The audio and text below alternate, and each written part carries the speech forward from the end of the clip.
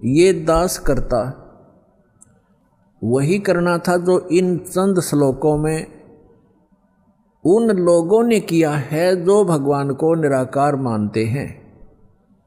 उनकी फाइनल है ये, उनका किनका, आर्य समाज वालों का, महर्षि दयानंद और उनके चेलों का ये फाइनल फैसला है कि भगवान निराकार है, उसका कोई शरीर नहीं है, उसका कोई बॉडी नहीं है।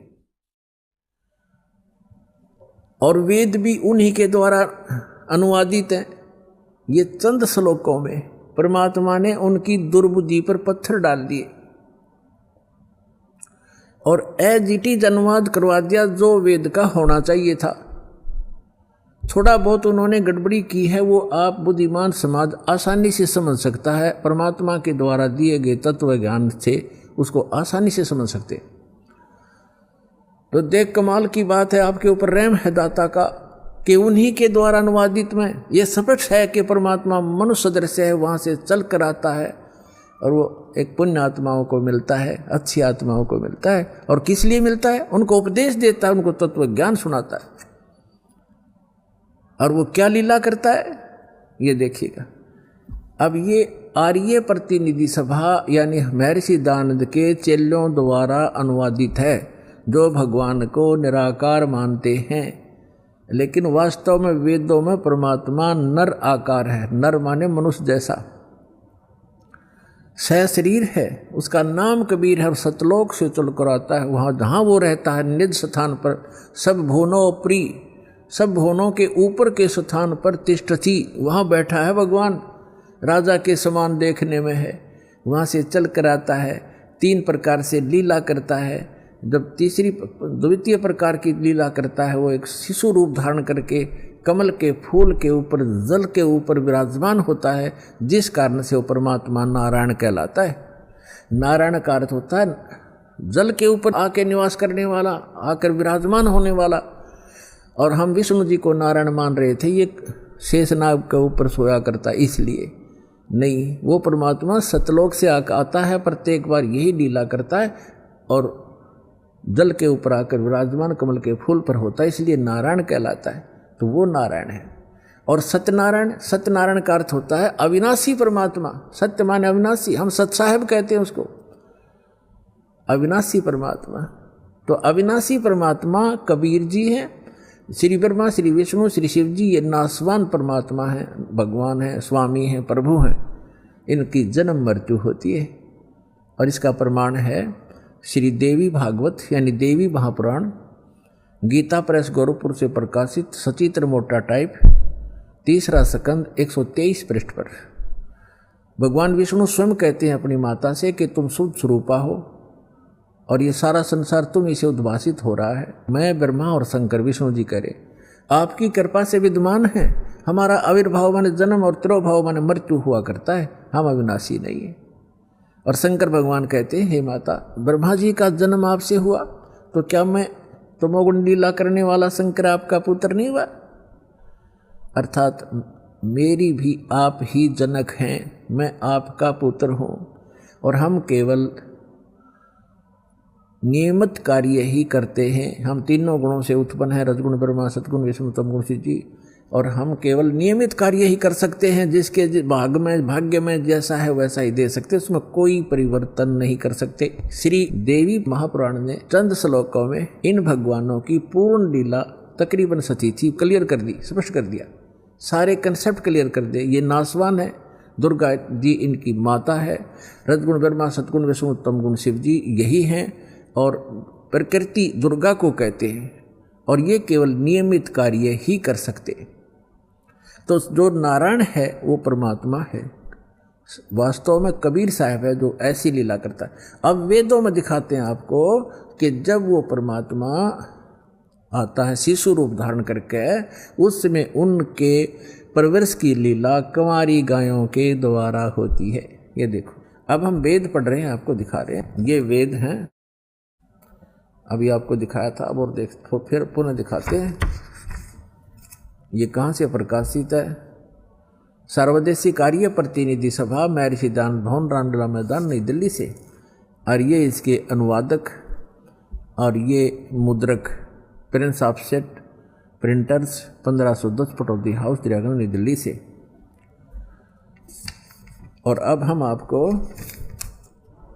ऋग्वेद मंडल नंबर 9 का और सूक्त नंबर 1 दिखाते हैं। ये देखिएगा, ऋग्वेद भाष्यम अथ नवम मंडल, 9वां मंडल प्रारंभ होता है। इसका ये प्रथम मंत्र है। इसमें क्या लिखा है कि हे सोम स्वभाव परमात्मन, यानी परमात्मा की महिमा चल रही है। सोम माने परमात्मा, सोम, ये भी ध्यान रखना, अभी आगे चल के आपको ये हेल्प करेगा इस ज्ञान को समझने में। ये 1 नंबर मंत्र, मंडल नंबर 9 सूक्त नंबर 1 का अब मंत्र नंबर हम दूसरा पढ़ रहे हैं। इसमें है हे परमात्मन आप, है ना, परमात्मा की महिमा चल रही है, ये ध्यान रखना। अब तीसरे मंत्र में हे परमात्मन, चौथे मंत्र में हे परमात्मन आप, है ना, महिमा भगवान की। और 5वें मंत्र में हे परमात्मन आप, यानी परमात्मा की महिमा चल रही है। अब छठे मंत्र में मंडल नंबर 9 सूक्त 1 मंत्र 6, हे परमात्मन, है परमात्मा की महिमा। और अब यहाँ 7वें और 8वें में इनका याद आ गया मैं ऋषि के चेलियाँ के। अब यदि हम यहाँ परमात्मा लिख देंगे, आगे परमात्मा को की महिमा है कि वो बालक रूप धारण करके आता है, 3 प्रकार के शरीर धारण करता है, तो जनता के समझ में ना आ जावे कि भगवान नर आकार है।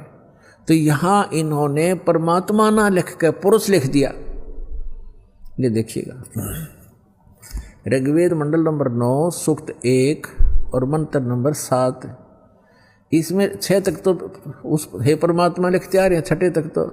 अब 7वें में इनकी बुद्धि फिर थोड़ी सी उकस गई, यहाँ लिख दिया तम उस पुरुष को, उस पुरुष लिख दिया, भगवान नहीं लिखा। अच्छा, यहाँ तीसरा फिर उस पुरुष को। अब ये पुरुष और कंसेप्ट क्लियर करना पड़ेगा, पुरुष माने परमात्मा होता है। अब देखो महर्षि दयानंद के द्वारा ज्ञान दिया गया है कि परमात्मा निराकार है, और जिसको माना है आर्य समाज के व्यक्तियों ने, और पूरा विश्व ही माने बैठा है कि भगवान निराकार है। अब महर्षि दयानंद को हम छोड़ देंगे, क्योंकि हमने वेदों से प्रमाणित करना है कि वेद क्या कहते हैं। यजुर्वेद उन्हीं के द्वारा अनुवाद है, महर्षि दयानंद के द्वारा। यजुर्वेद अध्याय नंबर 40 के मंत्र नंबर 15 और 17 में ये कंसेप्ट कति क्लियर हो जाएगा। जैसे वेद ज्ञान परमात्मा ने दिया, उस पूर्ण परमात्मा ने इसके अंतःकरण में फीड कर दिया। उस मालिक ने जो इसमें लिखना था वो लिख दिया, ताकि हम आसानी से समझ सकें। जिसने आगे वेदों को फिर बताया है, दिया है, समझाया है, उसमें लिखा है कि वेद ज्ञान दाता ये कहता है। अब वेद ज्ञान दाता, अब ये यहाँ काल माना जाएगा ब्रह्म, क्योंकि इसने आगे प्रदान किए हैं और इसको भगवान उस परम पिता ने दिए हैं, इसलिए ये गॉड गिवन है। और आगे जो इसने दिया है वो इस ब्रह्म के द्वारा दिए गए, इसलिए ये ब्रह्म गिवन भी कहे जाते हैं, गीता और ये दोनों वेद। तो यहाँ 40वें अध्याय के 15वें श्लोक में ये खुद कहता है कि मेरा ते कोम नाम है, और 17वें में भी यही स्पष्ट करता है कि मेरा ते कोम नाम है। और वो परमात्मा गुप्त है, वो पुरुष माने परमात्मा पूर्ण ब्रह्म ऊपर रहता है, वो गुप्त है। ये देखना, यजुर्वेद उठा लिया, ऋग्वेद रख दिया, और महर्षि दयानंद सरस्वती ये वही है, सार्वदेशिक कार्य प्रतिनिधि सभा, महर्षि 2/5 महर्षि दयानंद भवन, रामलीला मैदान, नई दिल्ली से। यजुर्वेद आर्य भाष्य है, महर्षि दयानंद सरस्वती। मुद्रक है Prince offset printers 1510 Pataudi house Daryaganj, नई दिल्ली से। ये यहाँ से छपा है। यजुर्वेद का अंतिम अध्याय है 40वां। इसमें टोटल 40 अध्याय हैं, 40 ओनली। और इसमें 40वें अध्याय में 17 मंत्र हैं, और इसमें पूरे यजुर्वेद का लगभग निष्कर्ष है। अब देखो, ये यजुर्वेद अध्याय नंबर 44 40वां अध्याय है। 40वें अध्याय का ये 15वें मंत्र में वेद ज्ञान दाता कहता है कि वायु अनिलम अमृतम अथिदम भस्मांतम शरीरम ओम कर्तो समर किलबे समर कर्तुम समर। ओम नाम का जाप काम करते करते सिमरण करो। कलबे माने कलबलाहट के साथ, कसक के साथ एक स्मरण करो। और कर्तव्य माने अपना मूल कर्तव्य जानकर मनुष्य जीवन का ओम नाम का सिमरण करो। ये तो ब्रह्म तक की साधना है। और वायु अनिलम अमृतम अथिदम भस्मांतम शरीरम, यानी जब आपके प्राण समाप्त होंगे उस समय इस ओम नाम के जाप से जितना अमृतम अमृतो, यानी आपको जितनी गति होनी है वो मिलेगी। अब इसका प्रमाण आपने श्रीमद् भगवत गीता अध्याय नंबर 8 के श्लोक नंबर 13 में मिलेगा कि गीता ज्ञान दाता भी ये ब्रह्म ही है। श्री कृष्ण जी में प्रवेश करके बोल रहा है। ये कह रहा है कि ओम इति एकाक्षरम ब्रह्म व्यवहारण माम अनुस्मरण यह प्रयाति तजन देहम स याति परमाम गतिम। माम ब्रह्म, मुझ ब्रह्म का। अब यहाँ ये भी कंसेप्ट क्लियर करना पड़ेगा।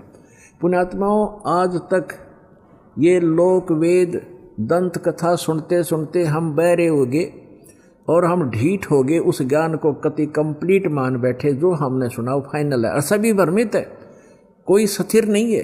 किसी को भी कोई कुछ कह देता वो भी हाँ ठीक ऐसा भी है, ऐसा भी है, क्योंकि हम स्वयं अपने सदग्रंथों से परिचित नहीं। और दास का उद्देश्य है कि आपको अपने ही सदग्रंथों से परिचित करा के इनका मास्टर बना दूं ताकि आप भ्रमित ना हो।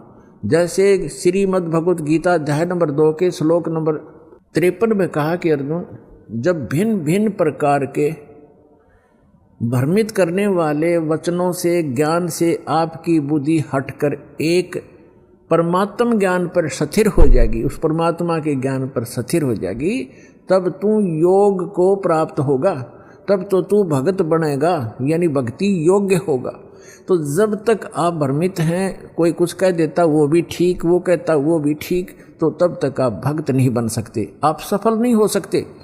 तो दास चाहता है कि आपकी ये सारी भ्रमणा और अज्ञान मिटाकर एक परमात्म उस तत्व ज्ञान पर स्थिर कर दूं, जिसके लिए आपको परमात्मा ने शिक्षित बनाया, आपके ऊपर रहम किया। और दूसरा रहम ये किया कि ये इंस्ट्रूमेंट, ये उपकरण बनवा दिए इलेक्ट्रॉनिक, ये प्रोजेक्टर, सीडी, टेलीविज़न मीडिया, जो इलेक्ट्रॉनिक मीडिया, ये आपके लिए तैयार करवाया परमात्मा ने कि आज घर बैठे आप सत्संग समझ सकते हो, वेदों को जान सकते हो और सभी सदग्रंथों को आप समझ सकते हो। और जब तक आप स्वयं अपनी आँखों से सदग्रंथों को नहीं देखोगे, नहीं जानोगे, तो ये काल के जितने भी भ्रमित करने वाले संत भेजे गए हैं, ये आपको ऐसे ही मिसगाइड करके उद्देश्य से वंचित कर देंगे। तो अब दास चाहता है कि इनकी दाल नहीं गलेगी। आप शिक्षित हैं, बेटा बेटी भाई बहन सब शिक्षित हैं और सदग्रंथ हमारे पास है। तो अब एक ये समझो कि आपका जीवन का उद्देश्य क्या है, ये समझ में आओगा सत्संग से। जीवन, मनुष्य जीवन का उद्देश्य केवल मोक्ष कराना है, या कोठी बनाना, बंगले बनाना, कार खरीद कर रख देना, ये नहीं है। ये तो एडिशनल है, बाई प्रोडक्ट है भक्ति का, जो दास आपको भक्ति देगा परमात्मा की दी हुई। इस साधना से आप जो सुख वैसे सारा जीवन खोजने में लगे रहते हो, प्राप्त करने में, वो नहीं मिलते। तो इस भक्ति का वो बाई प्रोडक्ट है, वो तो आपको वैसे ही मिलेंगे। जैसे किसान गेहूं बीजता है, उसका उद्देश्य भूस बनाना नहीं होता, उसका उद्देश्य कनक लेना होता ताकि जीवन रक्षा हो। और भूस तो अपने आप बन जाता है, भूस तो अपने आप बनता हो, तो बनेगा ही बनेगा। तो दास जो आपको शास्त्र अनुकूल साधना बता रहा है, उससे संसारिक सुख तो अपने आप होंगे ही होंगे, आप मांगो चाहे मत मांगो। ये तो एक साधन ऐसा है। तो इसलिए आप जी को सब सदग्रंथों से परिचित कराना अनिवार्य है।